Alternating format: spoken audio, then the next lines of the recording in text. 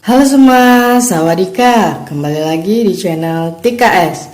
Kali ini aku mau review series BL favoritku yang menurutku bagus banget, yaitu Theory of Love. Diadaptasi dari novel terkenal yang ditulis oleh J.T. Ryan dan disutradarai oleh Natapong Mongkolsawas yang rilis pada tanggal 1 Juni 2019. Oke, video kali ini bakal panjang karena aku bener-bener nge-review semua aspek di series ini. Jadi buat kalian yang suka sama series ini, jangan skip video ini dan jangan lupa subscribe dulu ya.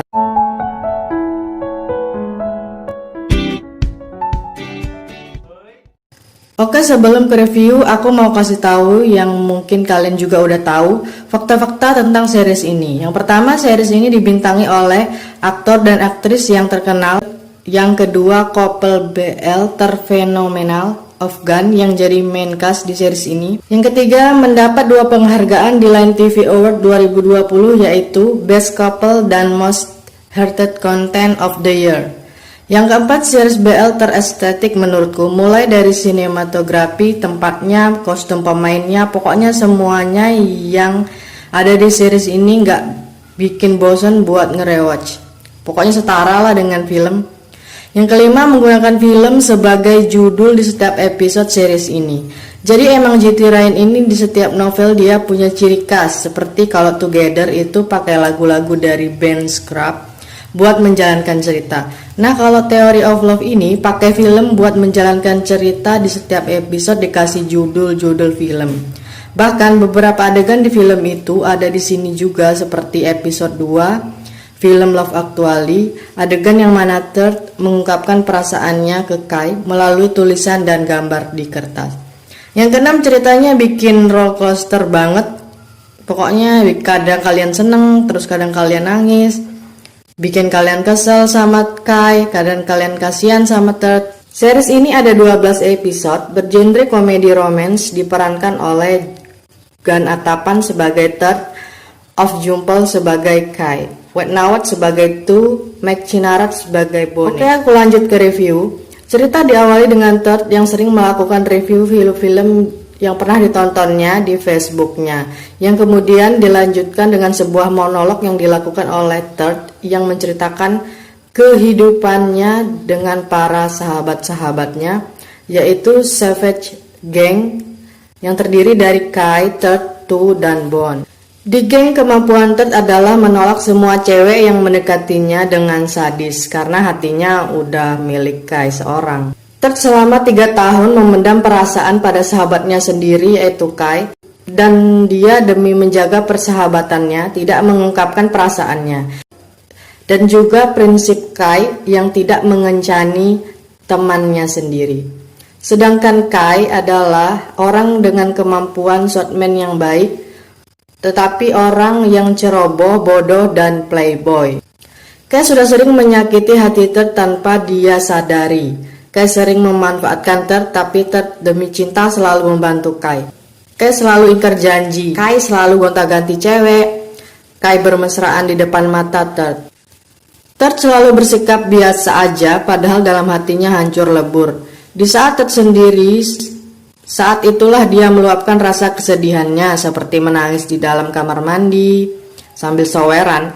Tapi tiba-tiba kerannya mati dan jatuhnya bukannya sedih malah bikin ngakak. Nggak pakai air aqua juga kali. Hingga suatu hari, Tuo dengan kemampuan fotografi yang sudah diakui ini memergoki Third yang menangisi fotonya dengan Kai. Dia adalah orang pertama yang tahu perasaan Third terhadap Kai. Dan kemudian dia berjanji akan membantu Third. Tuo selalu di pihak Third karena dia terlalu berfokus dengan kisah cinta sahabatnya ini. Tuo sampai terlambat sadar kalau ada yang diam-diam menyukainya. Dan Bonnie dengan kemampuan editing terbaik, pekerja paruh waktu sebagai barista di kafe, dia adalah satu-satunya anggota geng Savage yang strike. Dia yang jatuh cinta dengan seorang wanita yang menyewa film di kafe yang ternyata adalah dosennya sendiri. Tapi kisah cinta mereka berakhir dengan patah hati karena ternyata wanita ini sudah memiliki kekasih dan menikah. Third yang hampir menyerah dengan perasaannya itu tidak jadi karena didukung oleh sahabatnya Tuo. Tuo pun berusaha membantu Ted untuk mengungkapkan perasaannya ke Kai, tapi selalu gagal. Sampai Ted mencari cara untuk mengungkapkan perasaannya seperti di adegan-adegan film. Dia membayangkan dan dia pun ragu. Tapi akhirnya Bonnie menyarankan salah satu adegan pengakuan cinta di film Love Actually, dan Ted mempersiapkan semua dan mengungkapkan perasaannya pada Kai. Tapi lagi-lagi gagal. Kai seperti tahu perasaan Ted padanya. Jadi dia menolak Ted secara tidak langsung. Seperti dia seolah tidak tahu perasaan Ted terhadapnya. Kemudian Tuo menyarankan agar Ted lebih dekat dengan Kai seperti tinggal bersama. Rencana mereka pun berhasil. Bayangkan dong gimana senangnya perasaan Ted tinggal bersama orang yang dicintainya, menggunakan barang yang sama, tidur bersama, nonton bersama. Tapi perasaan senang Ted tidak berlangsung lama. Ted malah lebih sering sakit hati. Kai sering gonta-ganti cewek yang dibawa ke kamarnya. Yang lebih parah, Kai meminta Ted untuk keluar agar tidak mengganggunya. Tapi Ted tetap mencintai Kai. Ted sadar bagi Kai Ted tidak lebih dari sekedar teman. Ted yang tidak tahan lagi, dia merasa akan menyerah. Ted berencana akan pindah dari kamar Kai. Tapi ada kata-kata Kai yang membuat Ted bimbang, dan ternyata Kai mengira Ted marah karena dia membawa wanita ke kamar. Kai benar-benar bodoh. Ted membuat review film lagi. Di situ dia menceritakan kisah film yang sama dengan cerita hidupnya. Ted menangis. Bonnie akhirnya mengetahui perasaan Ted. Bonnie berencana memperbaiki hubungan Ted dengan Kai. Mereka berkumpul, tapi Kai malah membawa pacarnya, yang membuat Ted tambah kesal. Ted tidak bisa menahan kekesalannya sampai Kai marah pada Ted. Mereka pun bertengkar. Adegan ini aku benar-benar sedih. Di sini terlihat banget menyalahkan diri sendiri. Dia tahu Kai tidak tahu bahwa dia menyukainya. Jadi Ted sebagai orang yang menyukai Kai, menurutnya adalah orang ketiga di antara dia dengan Kai sebagai teman. Lalu Kai, Bonnie, Tuo mengerjakan tugas tanpa Ted. Mereka menggunakan laptop Ted. Disinilah Kai melihat video Ted, dan aku yakin Kai udah mulai menyadari perasaan Ted di sini. Tapi Kai berpura-pura tidak tahu dan meminta maaf pada Ted untuk tetap berteman dengannya. Kai yang mengetahui perasaan Ted, Kai melakukan hal buruk agar dibenci oleh Ted. Kai berpura-pura mabuk dan mencium Ted. Dia mencium Ted karena dipikirnya adalah Preu pacarnya, yang kemudian Kai mengenalkan Preu pada Ted dan mengatakan bahwa Preu lah cinta yang selama ini dia cari. Jadi Preu ini hanya teman yang diminta Kai untuk berbohong seolah dia adalah pacarnya. Ini adegan yang paling bikin termehek sih menurutku. Di sini Ted benar-benar yakin kalau harus berhenti berharap pada Kai. Semua orang pasti pernah merasakan ini menurutku. Jadi adegan ini ngena banget. Lanjut, Ted punya project sendiri dengan seniornya. Jadi Ted sibuk dan jarang lagi kumpul bareng geng Savage. Ini membuat Kai merasa kehilangan, merasa ada yang kosong. Kai mulai mencari tahu apa yang terjadi dengan dirinya. Kai pergi curhat ke seseorang yang dipanggilnya Pi, dan dia baru sadar kekosongan yang dia rasakan karena dia sadar bahwa dia mencintai Ted. Tapi Kai takut jika dia mengungkapkan perasaannya, dia akan menyakiti Ted lagi.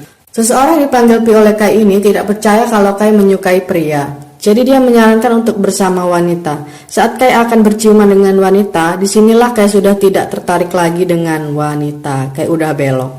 Kai membayangkan berkencan dengan Ted, dan dia merasa aneh berkencan dengan pria, apalagi temannya.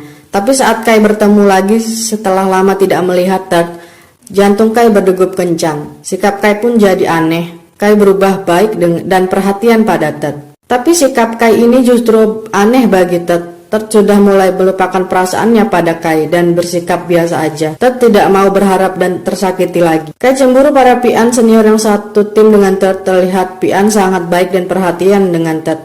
Karena Kai masuk ke tim Ted demi mengejar Ted, Kai sering melihat Ted selalu bersama Pian. Kai pun merasakan sakit yang sama seperti sakit yang dirasakan Ted. Saat Kai akan menyerah, Kai ragu. Kai mencium Ted saat Ted tidur. Bukannya Ted senang, malah Ted sangat marah pada Kai. Ted mengira Kai mempermainkannya. Ted sudah mulai melupakan Kai. Ted mengusir Kai. Kai yang pergi dalam sedih, membayangkan betapa jahatnya dia selama ini terhadap Ted. Sampai akhirnya Kai mengalami kecelakaan. Dan dengan kecelakaan itu, Kai tidak bisa lagi di tim Ted. Dan Kai tidak harus merasa sakit lagi melihat Ted dekat dengan Pian. Kemudian Kai penasaran apakah ada hubungan Ted dengan Pian. Bonnie dan Tue pun membantu mencari tahu, tapi berakhir dengan ketahuan oleh Ted. Lalu di sebuah party, Kai memukul Pian dengan alasan Kai melihat Pian mencium cewek lain. Kai marah. Pian mempermainkan Ted. Ted bingung kenapa Kai marah, kenapa Kai peduli dia dipermainkan. Karena yang sebenarnya disukai Pian bukanlah Ted melainkan Tue. Saat itulah Kai mengungkapkan perasaannya. Kai mencintai Ted. Ted masih tidak percaya kalau Kai mencintainya. Ted percaya Kai mencintai Ted hanya karena Ted mencintainya. Dan jika Ted tidak pernah mencintainya, maka Kai tidak akan pernah mencintai Ted duluan. Apa kalian ngerti gak sih? Tapi Kai tidak menyerah. Dia akan berusaha mencari tahu apakah dia benar-benar mencintai Ted. Tapi saat Ted mulai membuka hati lagi untuk Kai, mencoba menerima dan percaya pada Kai, ada seseorang wanita pengganggu bernama Ching Ching yang menggoda Kai. Wanita ini mencium Kai dan Ted melihatnya. Di sini Ted marah banget. Ted merasa harus menyudahi semua dengan Kai. Kai tidak bisa berkata-kata. Bagi Kai, Ted hanya salah paham. Kai bukan yang mulai duluan, dan dijelaskan pun percuma karena saat itu Ted sedang marah. Sebelumnya, mereka akan berencana pergi ke pantai berempat bersama-sama, tapi karena Ted lagi marah, dia tidak mau pergi. Tue yang berpihak pada Ted juga tidak mau pergi dan lebih memilih menemani Ted yang sendirian. Sementara Bonnie yang tahu Tue tidak pergi bermaksud membiarkan Kai berduaan dengan Ted. Tapi kenyataannya Kai pergi sendirian. Kai menunggu di stasiun sendirian seharian.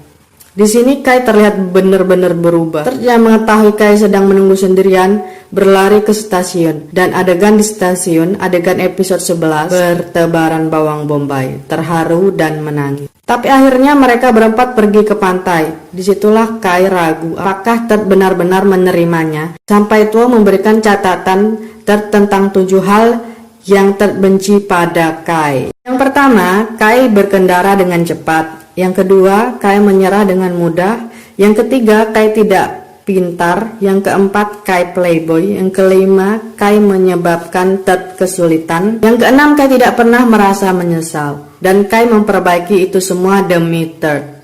Yang aku bingung, katanya ada 7 things I hate about Kai, tapi cuma ada 6 yang dijelasin. Jadi yang ketujuh itu apa? Kalian boleh bantu aku ya, kasih tahu aku soal yang ketujuh ini di komentar. Tapi kalau menurutku yang ketujuh itu Kai membuat Ted jatuh cinta. Bener gak sih? Kasih tahu aku ya di komentar. Dengan segala usaha sudah dilakukan Kai, tapi bagi Ted Kai belum mengerti apa arti mencintai yang sesungguhnya. Sampai Kai menonton banyak film, dia tetap tidak menemukannya. Saat pertunjukan teater, tim Ted selesai, saat itulah Kai menyatakan perasaannya dengan cara yang sama seperti Ted mengungkapkan perasaan kepada Kai sebelumnya, yaitu film Love Actually. Kai mengatakan baginya Ted bukanlah sebuah film, Ted itu nyata, yang selalu di sampingnya mencintainya dengan tulus. Lalu Kai memberikan kalung sled yang diukir namanya dan nama Ted di situ. Ted menerima dan memeluknya.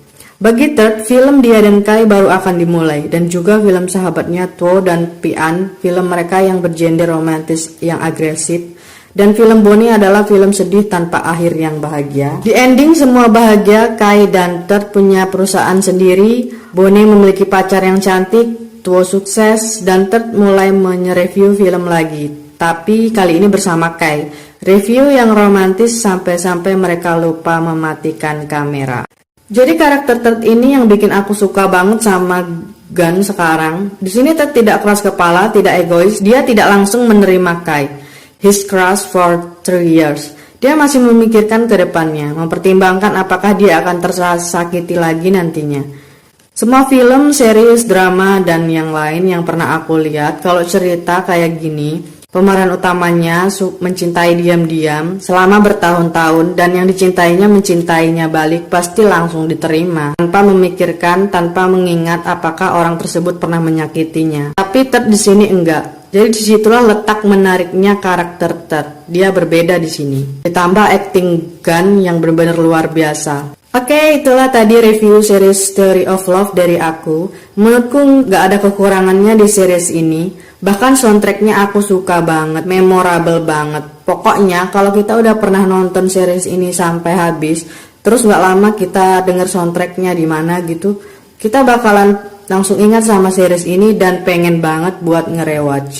Oke, itu tadi review dari aku. Terima kasih dan sampai jumpa. Ditunggu kritik dan sarannya ya.